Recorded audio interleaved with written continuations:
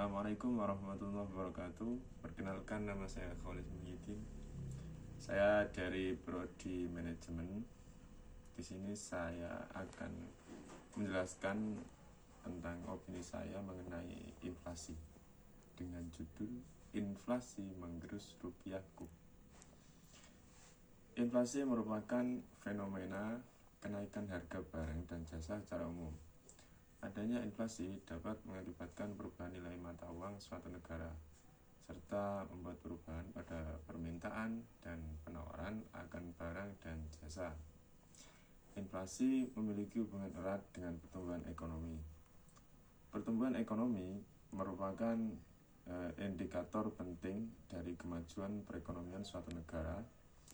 Inflasi yang rendah dan stabil akan membuat pertumbuhan ekonomi suatu negara akan naik. Sebaliknya, inflasi yang tidak stabil atau terlalu tinggi akan membuat pertumbuhan ekonomi suatu negara memburuk.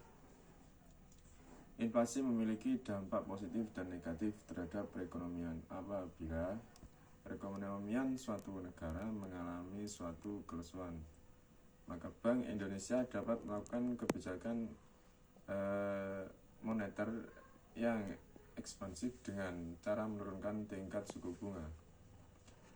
Inflasi yang tinggi dan tidak stabil merupakan cerminan dari ketidakstabilan perekonomian yang berakibat pada naiknya tingkat harga barang dan jasa secara umum dan terus-menerus, dan berakibat pada makin tingginya tingkat kemiskinan di Indonesia. Karena semakin tinggi tingkat inflasi, maka masyarakat yang awalnya dapat memenuhi kebutuhan sehari-hari dengan adanya harga barang dan jasa yang tinggi tidak dapat memenuhi kebutuhannya, sehingga menimbulkan kemiskinan, dan tingkat inflasi di Indonesia mengalami fluktuasi dari tahun ke tahun. Penyebab dari inflasi sangat banyak. Di antaranya yaitu karena adanya krisis moneter yang terjadi pada negara tersebut. Di Indonesia, krisis moneter yang berkepanjangan bisa berlanjut pada krisis ekonomi dan politik, mulai dari tahun 2019 di mana terjadinya COVID atau suatu bencana dunia yang menyebabkan dunia mengalami krisis hampir di semua bidang.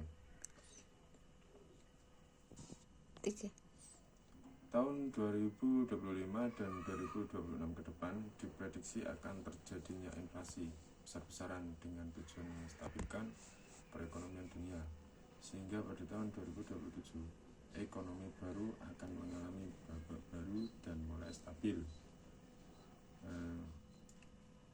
Mungkin yang bisa ditempuh dengan mudah yaitu dengan mengemaskan rupiah, karena pada dasarnya sampai kapanpun emas tidak akan bisa terkalahkan oleh inflasi. Emas akan menjaga nilai rupiah tetap tinggi. Bukti dari emas bisa menanggulangi inflasi yaitu hampir seluruh bank di Indonesia mempunyai berangkas luar negeri dengan penyimpanannya emas murni atau emas batang 24 karat. Mulai generasi milenial sampai generasi Z ini sudah banyak sekali masyarakat yang paham tentang inflasi dan nilai dari emas itu sendiri, sehingga sudah mulai banyak yang melakukan investasi dengan emas, baik melalui lembaga-lembaga keuangan milik negara maupun yang langsung membeli dengan langsung pegang emasnya. Jadi mari sadar dengan cara mengemaskan dunia untuk memajukan perekonomian dunia. Sekian dari saya. Terima kasih. Assalamualaikum warahmatullahi wabarakatuh.